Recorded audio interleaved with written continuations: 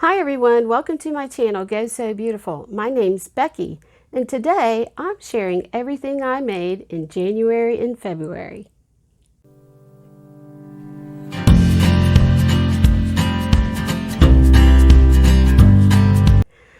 So it's halfway through March. Actually, it's 2/3 of the way through March, and I can't believe how this year has just gone by so fast.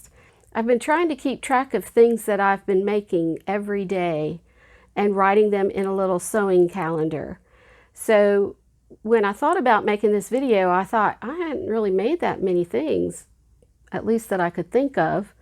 But then I looked back and I thought, oh, I've got quite a pile here. So I'm going to share them with you today. Starting with this top, which I shared about before. You all have seen it. It is a stretch velvet top, and it's just a little short sleeved mock turtleneck, and I used New Look 6143, and I'll put a picture of me wearing it. I did have some problems making this initially. It was really pretty big, and I really haven't even worn it that much because when I put it on, the nap from the stretch velvet makes it difficult to wear a sweater over it. But it's really pretty, and I worked hard on it, so I'm going to keep it. This comes in size extra small to extra large. I think I made a large, and it actually ran pretty large on me, probably because, no, I take that back. I made a medium, and I probably could have gotten away with a small. I think the reason it was so large is because there's too much stretch in this. I should have used something with a little bit more. I should have used a more stable knit. Anyway, that was one of the first things. The next thing I worked on was my Pietra Pants from Closet Core Patterns. And this is a great pattern, and I actually had made these a while ago, and they didn't fit right. So I had to remake them, and I used this gray cotton sateen stretch knit from Joann's, and I'll put a picture of me wearing them. They have a really neat seam detail down the front of the pants and these slash pockets. It's really a good style for me, I think. I like the flat front, and the waist is a little bit high-waisted, but I cut that down, ended up cutting it down, and then the back has elastic in it. Now, I've been wearing these, and they feel like they're getting bigger. I don't know. I don't think I'm losing a lot of weight, but I don't know how much longer I'm going to be able to wear these because they just feel big. And I did take some volume out of the legs. They were, I thought I made the straight cut, not the wide leg. There is a wide leg version, and they just felt really like there was too much volume at the bottom, so I took it out, and now the front leg seam kind of twists over to the side. So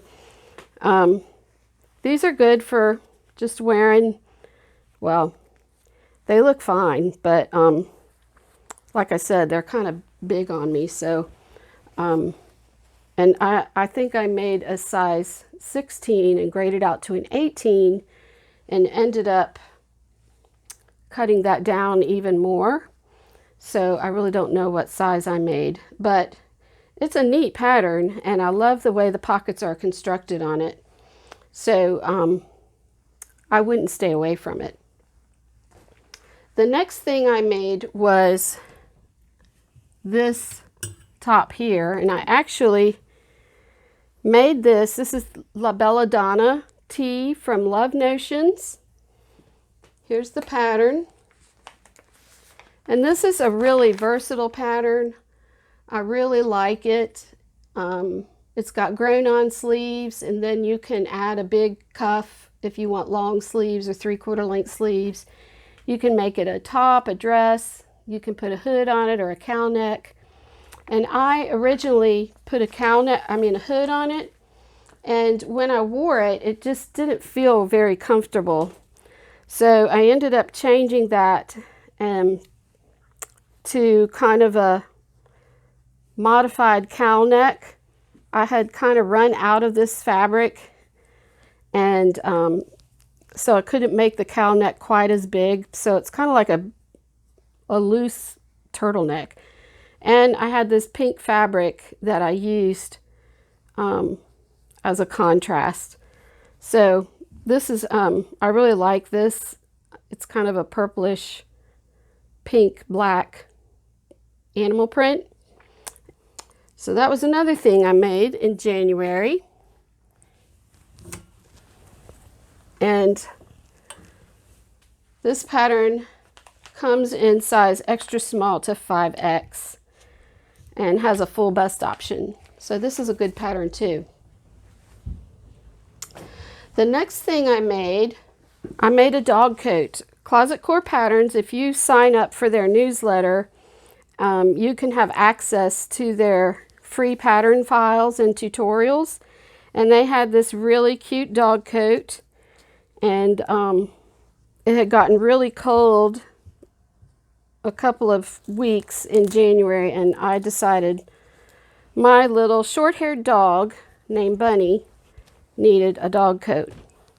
So it has this front piece. You put their head through this, and then it has this front piece that goes under their belly and wraps around and velcros to the back. And there's got a place where you can pull the leash through, and I thought I measured it. There's a buttonhole I put there for the leash, but I didn't put it in the right place. So it's easier just to pull it up through the neck hole. And she tolerates it well. I'll show you a picture of her wearing it. I lined it with a flannel pink camo. And I actually used a polar fleece, fusible fleece. What do you call it? Kind of like batting in between the two layers. And this is just a black and white check canvas, cotton canvas fabric. And I used pink binding and some black binding. It's a pretty easy thing to sew. And I enjoyed making that for her. So the next thing I made, let's see. I was getting ready to go on a scrapbooking retreat, and I didn't feel like I had anything to wear.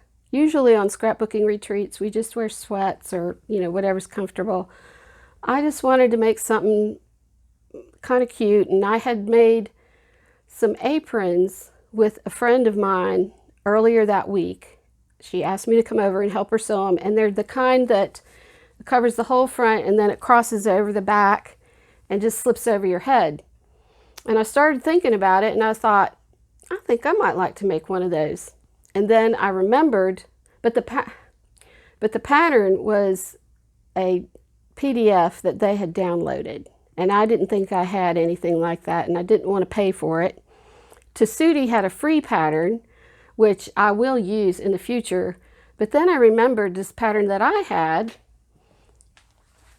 This is Simplicity 8816.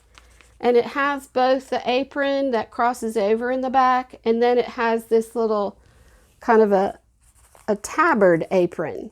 And this is the one that I decided to make. I really liked the look of just a nice little kind of jumper that goes over a t-shirt and some leggings. And so I found some denim in my stash, and the um, the jumper's not lined in the picture, but I decided it would be cute to line mine, and I found this red kind of bandana print fabric in my stash and had just enough for this cute little apron jumper. It's got tabs at the side, which I did not put buttons on because I made this the day of the retreat. I decided at the last minute to make it, and I was a little late, but it came out really cute. I'll show you a picture of me wearing it. It is a little big in the neck, but it's an apron, so but I might I might sew up the sides and take it in a little bit so I can wear it more like a jumper. So that was pretty much, I think, no, that was not everything I made in January. The next thing, actually I probably made this before I made the jumper, but I made the Oakley vest from Notions. Here's the pattern. And they have a version with fur that has no pockets. Well, it does have pockets, but it doesn't have any collar or zipper or anything. I had seen a little vest like this at Hobby Lobby made up in this fur fabric, and it was for a child, but I thought it was super cute, so I decided I wanted to make one too. And I did a sew along for it, which you can see. I'll put a link either in the description, or you might be able to find it up here in the cards. Sometimes I'll put a link to a card up there and it doesn't show up, but I did put a zipper in it and I lined it, and I got a lot of compliments on this when I wore it, and I really like the way it fits. So I'll put a picture of me modeling that. So that was another make in January. Okay, so I think that was most of the things I made in January. And I then decided to make the True Bias Monroe sweater. Now this is a cardigan. It's been all over Instagram. I've had the pattern for quite a while and I really wanted to make it, but I was not sure of the fit because it is an oversized sweater, and sometimes when things are oversized, they tend to swallow me up. So I made a toile, and I'll show you the pattern.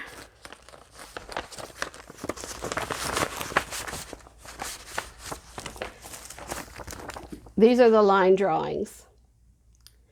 I don't have a picture of it, but I made a toile out of some old cheap polar fleece, and then I used a cotton spandex knit for the ribbing. And this is like my most comfortable sweater there is. It's kind of like, I call it my work sweater because it keeps me warm when my sewing room is in the lower level of our house, so it tends to get chilly. It's got pockets. I did not put the buttons on it, but because I love this one so much, I haven't made an actual one that I can wear regularly. Anyway, I'll get to it because I like the way this fits.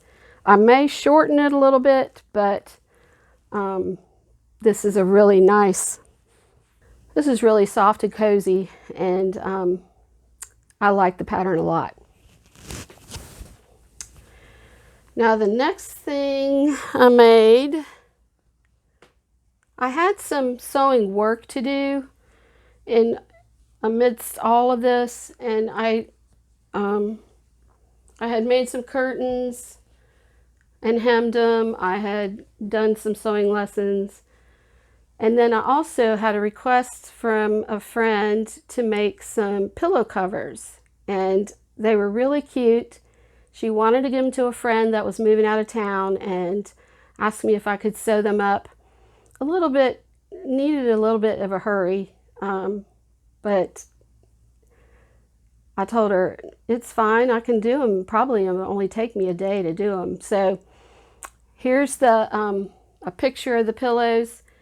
Basically, it was, she had bought 2 large flour sack, or what she calls bar towels, and then bought some linen for the back, and I just made 2 pillow covers out of that, and it was really came out very nice, and she was very pleased with that.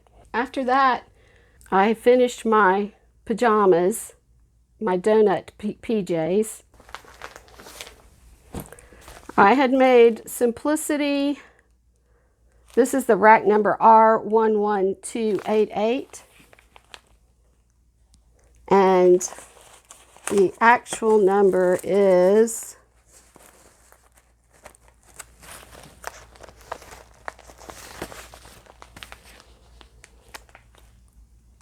S9455. This is a unisex pattern, and it also has children's pajamas on it, elastic waist, kind of a Henley style shirt with cuffs, and cuffs on the pants. So I had made the bottoms, and I got this cotton spandex knit from Joann's, and the bottoms have a fake fly in the front for women. Oops, that's the back. And when I first made them, they were really too long in the seat and were really baggy. So I just cut them off at the top, which made the fly really short, but it doesn't matter. It doesn't work anyway. But these came out really cute. I'll put a picture of me wearing those. And then it took me a while to get around to the top, but I finally did make the top. And it also is slightly big on me, even though I followed the pattern measurements. And it has buttons and buttonholes, but I put these snaps on it. I got these pretty cheaply from Amazon. There's a whole kit you can get with the pliers and then about 10 different colors of snaps. And the only thing is sometimes they don't hold up. So I've got one snap that I need to redo. But these are very comfortable. I love wearing these. And then to go with my PJs, I decided to make a robe. And I had cut this out a long time ago, back in September, I believe, when Michelle from Michelle Sews Again ran her Sew Purple to End ALZ challenge.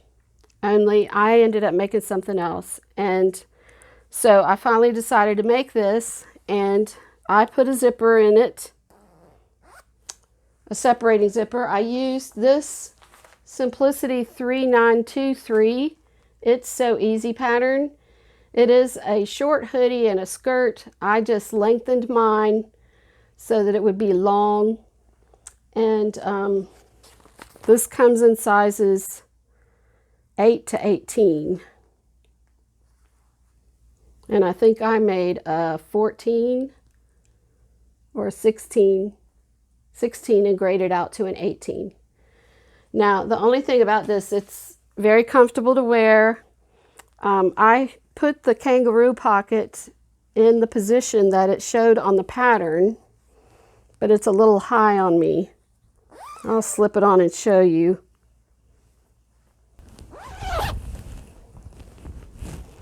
So it fits really well over my hips, and I put the hood on. But the kangaroo pocket is just a little bit high. I think when I reach for pockets, I reach for them more down here.